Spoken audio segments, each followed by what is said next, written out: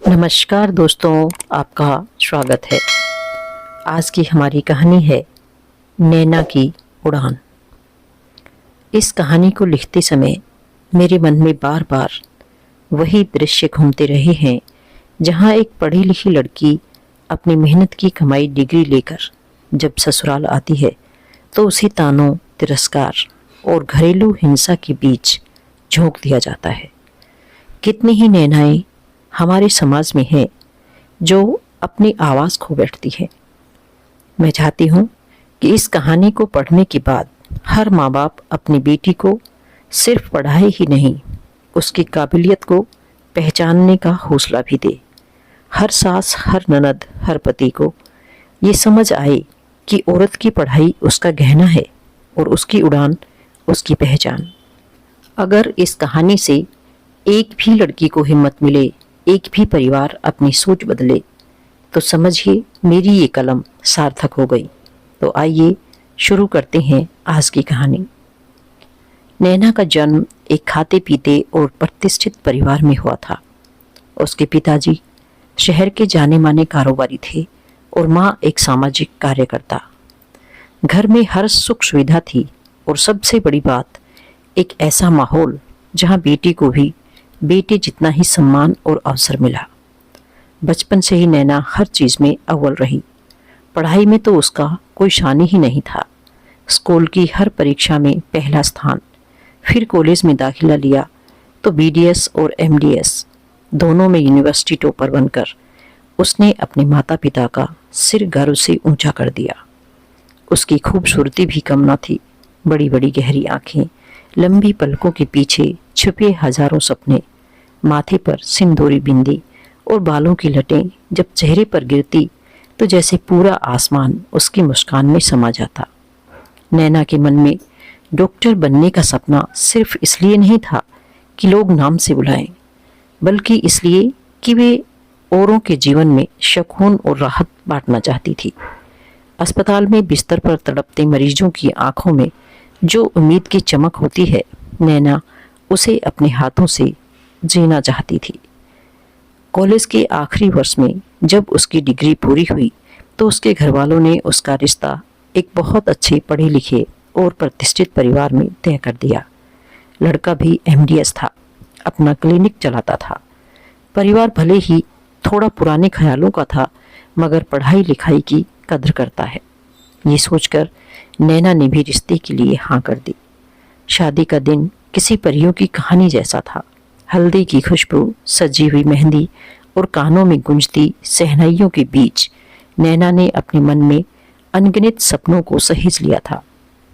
वो सोचती थी, ससुराल में भी मैं अपनी पढ़ाई, अपनी काबिलियत से एक मुकाम बनाऊंगी, अपने क्लिनिक पर काम करूंगी, घर परिवार भी संभालूंगी और अपने सपनों को एक नई दुनिया सजाऊंगी। उसे क्या पता था कि जिसे वो नई दुनिया समझ रही थी, वहाँ उसके सपनों के पंखों को कतरने वाले लोग पहले से बैठे हैं। उस दिन नैना को ये नहीं पता था कि जिन कड़ियों से उसकी डोली उठ रही है, वही कहीं उसके सपनों की बेड़ियां भी बांध दी गई है। शादी की रौनक तो जैसे पल भर की थी। नैना की विदाई के दिन जिस रूप, जिस रस्मों और जिस दिखावे से ससुराल वालों ने उसे अपनाया था, वही सजी संवरी मुस्कानें अगले ही दिन फीकी पड़ने लगी थी। नैना जिस ससुराल में आई थी वो दिखावे में पढ़े लिखे और ऊंचे खानदान का परिवार था। बाहर के लोग उनकी तारीफों के पुल बांधते नहीं थकते थे। शर्मा साहब के घर की बहू भी डॉक्टर है, बड़ा पढ़ा लिखा खानदान है, लड़का लड़की सब पढ़े लिखे हैं, लेकिन घर के अंदर एक अलग ही दुनिया बसती थी जहाँ पढ़ाई लिखाई की कोई इज्जत नहीं थी और औरत को सिर्फ चूल्हे चौके, झाड़ू पोछे और बिस्तर बिछाने संवारने तक ही सीमित कर दिया गया था। सास सरला देवी खुद भी कभी कॉलेज तक पढ़ी थी, लेकिन उनकी सोच पुराने ख्यालों में ही उलझी थी। हर बात में ताने कसना, हर खुशी में कमी निकालना और हर मौके पर अपनी बहू को नीचा दिखाना उनकी आदत थी।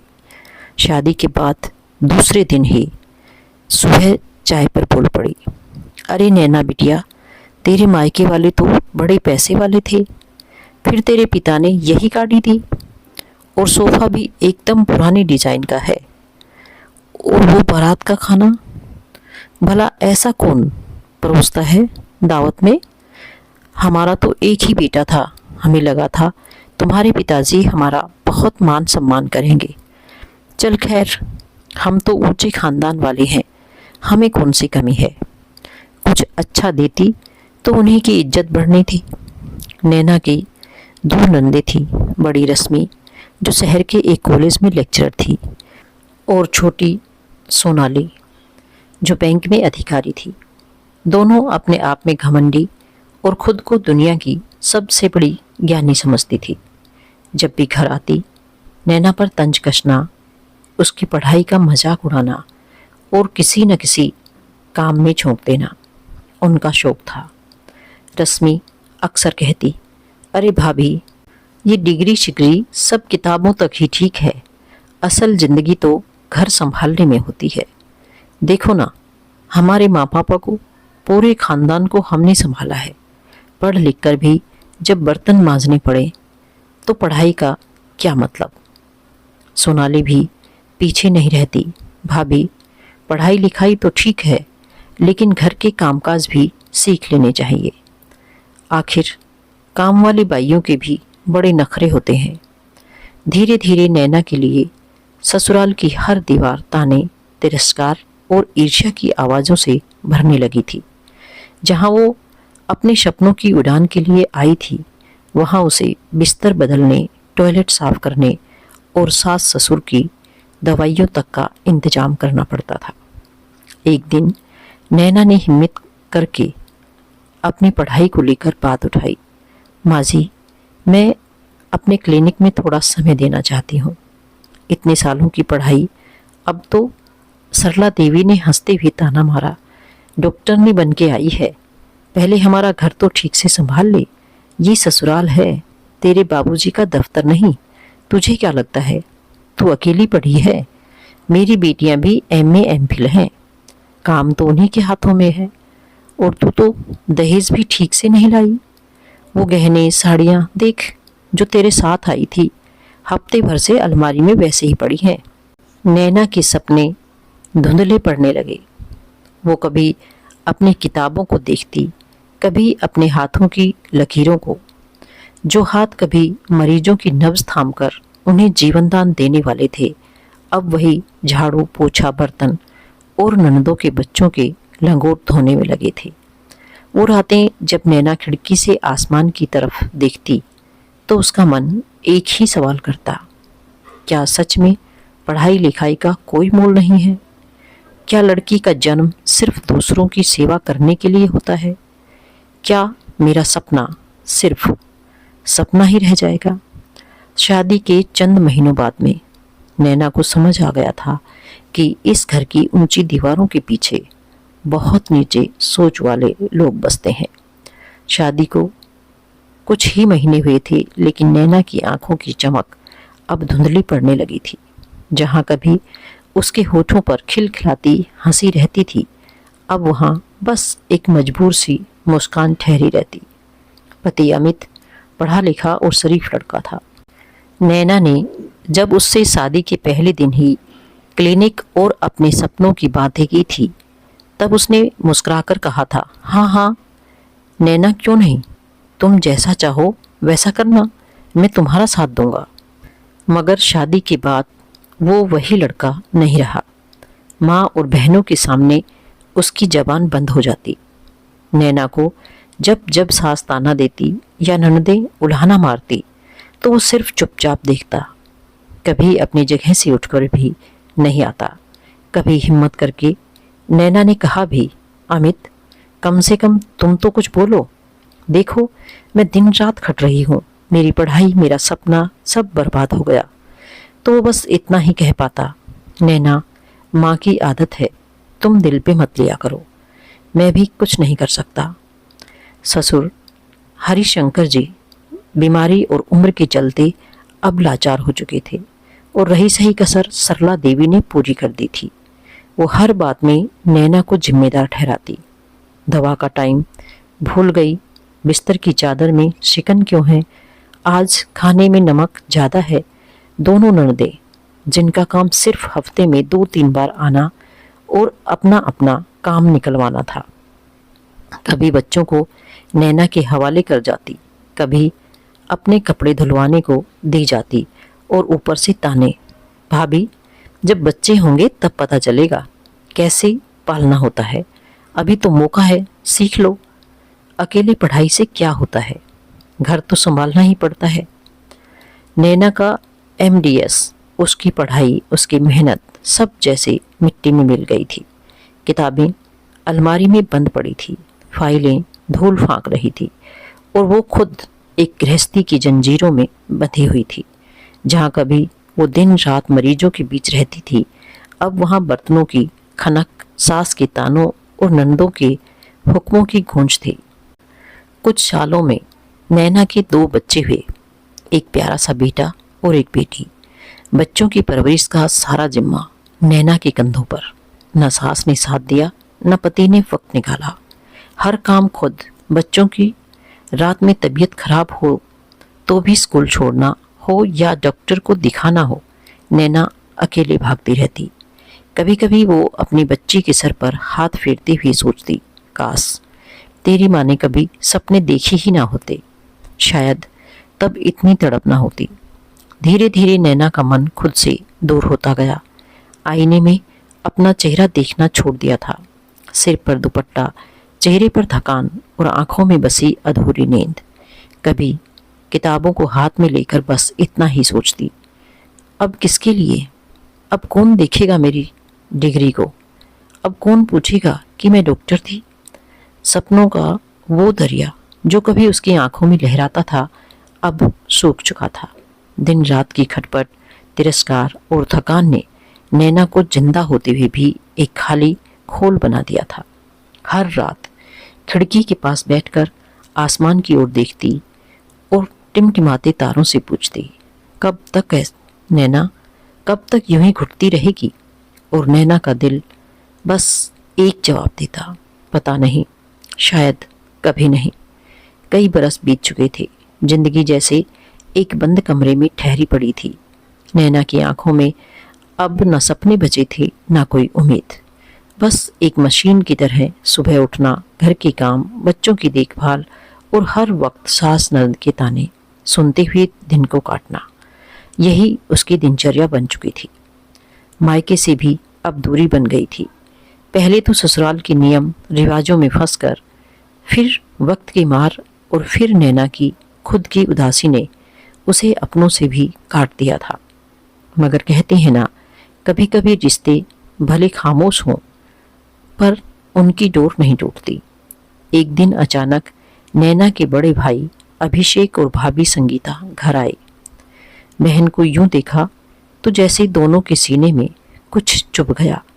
नैना जो कभी कॉलेज के दिनों में चहकती महकती रहती थी, अब थकी हुई, झुकी हुई आंखें और बेजान चेहरे के साथ खड़ी थी। संगीता ने तो जैसे नैना को देखते ही बाहों में भर लिया। अरे ये क्या हाल बना रखा है नैना, तू तो कहती थी तुझे क्लिनिक खोलना है, अपने नाम का बोर्ड लगाना है, तेरा सपना था ना। नैना की आंखों में बरसों से दबे आंसू जैसे अचानक बहने लगे। संगीता का कंधा भीग गया। अभिषेक चुपचाप खड़ा था। वो अपनी बहन का ये रूप कभी नहीं देखना चाहता था। थोड़ी देर बाद जब सब बैठकर बात करने लगे तो नैना ने अपने दिल का हर वो कोना खोल दिया जिसे बरसों से बंद कर रखा था। सास के ताने, ननदों का तिरस्कार, पति की मजबूरी और सपनों का दम घुटना। अभिषेक का चेहरा सख्त हो गया। उसने नैना का हाथ थामकर कहा, सुन नैना, ये दुनिया तुझसे तेरा हौसला, तेरा हुनर नहीं छीन सकती। पढ़ाई तुझे इसलिए नहीं कराई थी कि तू तानों के बीच दबी रहे।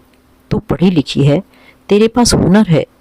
अब वक्त है कि तू अपनी जिंदगी अपने तरीके से जिए। संगीता ने भी कहा, तू क्लिनिक खोल, हम सब हैं तेरे साथ। देखना, तेरा हुनर एक दिन सबकी सोच बदल देगा, बेटियों का सिर ऊंचा करेगा। नैना के मन में एक अजीब सी हलचल हुई। बरसों से जो सपना उसके भीतर दबा पड़ा था, उसमें जैसे फिर से सांसें भरने लगी थी। कभी हिचकिचाते हुए, कभी डरते हुए उसने पूछा, मगर भाभी, सासू माँ, अमित, वो कभी करने देंगे? अभिषेक मुस्कुराया, करने देंगे या नहीं, अब ये सोचने का वक्त नहीं। तुझे बस एक बार हिम्मत करनी है, आगे का रास्ता खुद ब खुद निकल जाएगा। संगीता ने नैना को गले लगाकर कहा, नैना, तू तिनके तिनके जोड़कर अपने सपनों का घोंसला बना। उस घोंसले में तेरे सपनों की चिड़िया फिर से चहकेगी। उसी शाम अभिषेक और संगीता ने नैना के लिए एक छोटे से क्लिनिक की जगह देख ली थी। थोड़ी सी पुरानी दुकान थी, लेकिन वहाँ एक नई शुरुआत की रोशनी थी। नैना के मन में वर्षों बाद उम्मीद की कोई कोमल किरण फूट पड़ी थी। उस रात खिड़की पर खड़ी होकर नैना ने जब आसमान की तरफ देखा तो तारे जैसे कह रहे थे, चल नैना, अब तू उड़ने को तैयार हो। बरसों की घुटन के बाद नैना ने जीवन में जैसे पहली बार कोई ताज़ी हवा का झोंका देखा था। भाई भाभी की हिम्मत और अपनापन, उनके कहे शब्द अब नैना के कानों में घुसने लगे थे। तू पढ़ी लिखी है नैना, तेरा हुनर तुझसे कोई नहीं छीन सकता। बस फिर क्या था।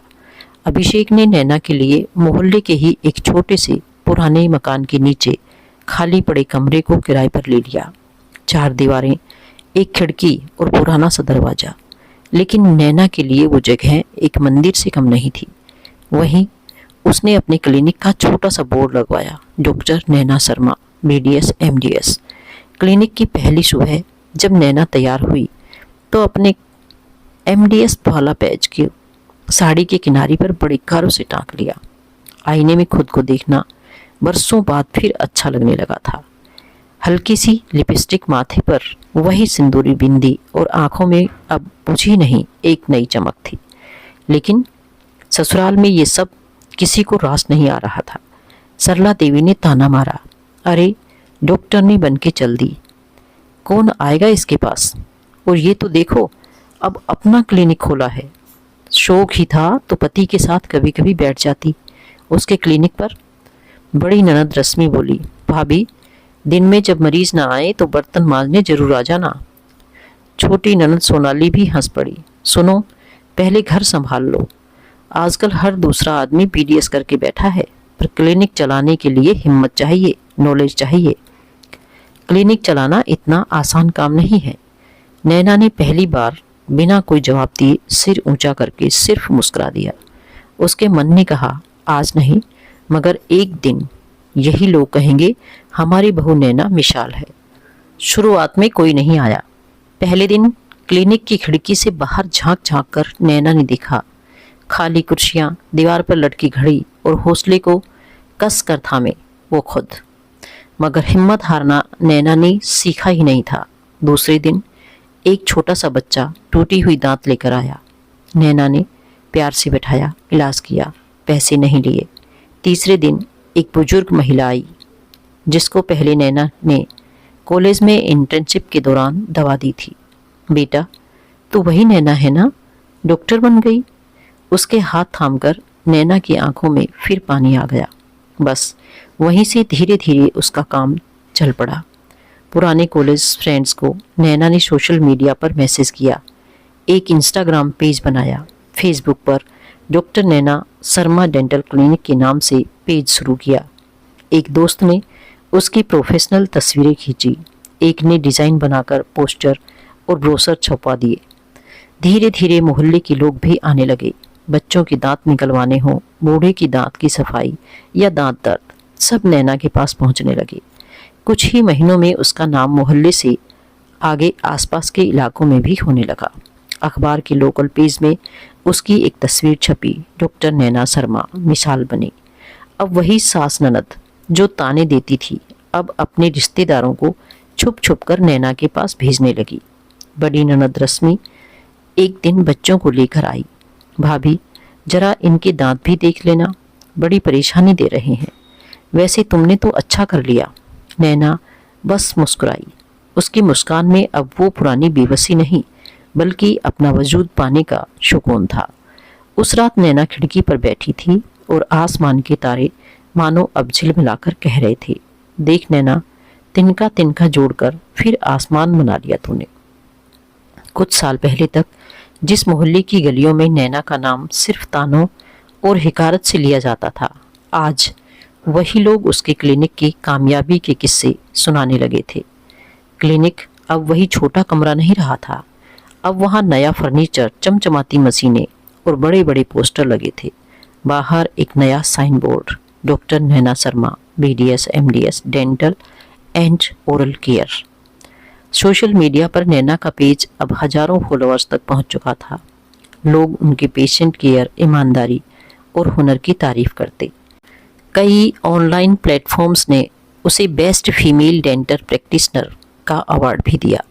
लोकल न्यूज़पेपर के संडे मैगजीन में नैना की तस्वीर के साथ एक हेडलाइन छपी, दहेज तिरस्कार और बेड़ियों के बीच अपनी पहचान गढ़ती डॉक्टर नैना शर्मा। अब वही सास सरला देवी जो कभी ताने मारती थी, आज मोहल्ले में बैठती तो लोगों से बड़े गर्व से कहती, हमारी बहू है, पढ़ी लिखी डॉक्टर, पूरे शहर में नाम है, इतना बड़ा क्लिनिक चलाती है। ससुर हरिवंश जी भी अब अपनी व्हील चेयर पर बैठकर लोगों से कहते, हमारी बहू ने खानदान का नाम रोशन कर दिया, अच्छा हुआ पढ़ाई नहीं छोड़ी। वही बड़ी ननद रश्मि जो तिरस्कार करती थी, अब हर कॉलेज फंक्शन में कहती, मेरी भाभी डॉक्टर है, कभी क्लिनिक आना, दांत दिखवाना, बढ़िया काम करती है। छोटी ननद सोनाली भी अब सलाह लेने आती, भाभी जरा मेरे बेटे के ब्रेसेस के लिए अपॉइंटमेंट मिल जाएगा।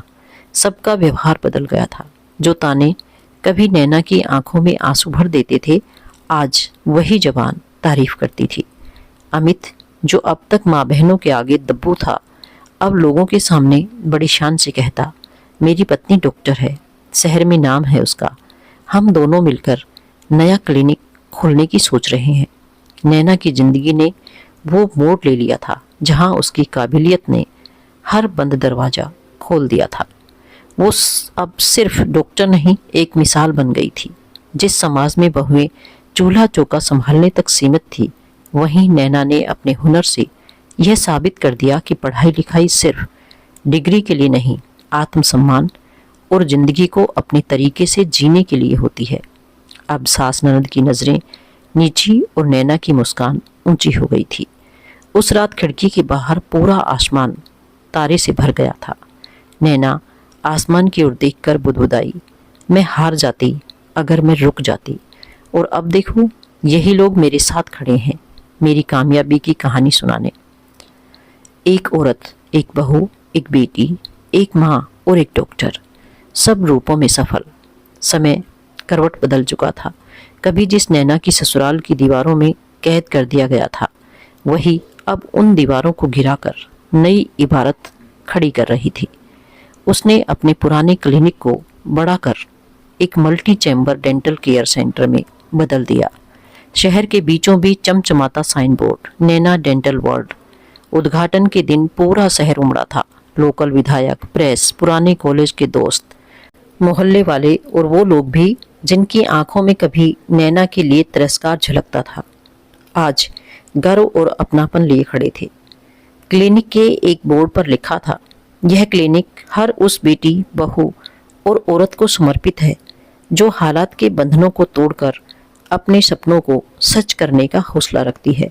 शहर की लड़कियां, बहुएं, यहाँ तक कि सासें भी अब नैना की मिसाल देती। कई माता पिता अपनी बेटियों को डेंटल पढ़ाई के लिए भेजने लगे। नैना ने क्लिनिक के साथ एक वीमेन एम्पावरमेंट फाउंडेशन भी शुरू किया, जहां गृहस्थ जीवन में घुट रही औरतों को सलाह, मदद और आत्मनिर्भर बनने की ट्रेनिंग दी जाती। एक दिन नैना अपने क्लिनिक के गार्डन में खड़ी थी, हाथ में अपने दोनों बच्चों का हाथ थामे हुए, माथे पर वही सिंदूरी बिंदी, आंखों में हौसले की चमक और मुस्कान में जीत की गूंज। तभी सरला देवी, जो अब उम्र और पछतावे की झुर्रियों में ढल चुकी थी, नैना के पास आई। नजरें नीची, आवाज कांपती हुई, बहू, मैं तुझसे माफी नहीं मांग सकती, बस इतना कह सकती हूँ कि काश मैंने तुझे पहले समझा होता। तेरी पढ़ाई, तेरे सपने, तेरा हक मैं देख ही नहीं पाई। तुझे तकलीफ दी और तू फिर भी मुस्कुराती रही। नैना की आंखों में भी आंसू थे, मगर वो आंसू अब कमजोरी के नहीं बल्कि जीत के थे। उसने सास के कांपते हाथ अपने हाथों में लेकर कहा, माँ जी, बहू बेटी होती है, बंधन नहीं। उसे बंधन मत दो, पंख दो, क्योंकि वो उड़ना जानती है। बस एक बार हौसला चाहिए। जो घर उसे कैद समझता है, वही घर उसकी उड़ान देखे तो आसमान तक को सलाम करना पड़े। सरला देवी की आंखें भर आई। भीड़ में खड़ी नंदे भी अब गर्व से मुस्कुरा रही थी। पति अमित ने भी पहली बार भीड़ के सामने अपनी पत्नी का हाथ थामा। मैं तुझसे कभी कुछ कह नहीं पाया नैना, मगर आज कहता हूँ, तू मेरी नहीं, पूरी समाज की प्रेरणा बन गई है। उस दिन नैना ने सिर्फ एक क्लिनिक नहीं खोला था, उसने हजारों औरतों के लिए एक उम्मीद का दरवाजा खोला था। हर लड़की के सपने को आवाज दी थी और अपने नाम की तरह पूरे शहर की आंखों में एक चमकती नैना बन गई थी। अब जब कोई माँ बाप अपनी बेटी का दाखिला करवाते तो कहते, बेटी बननी है तो नैना जैसी।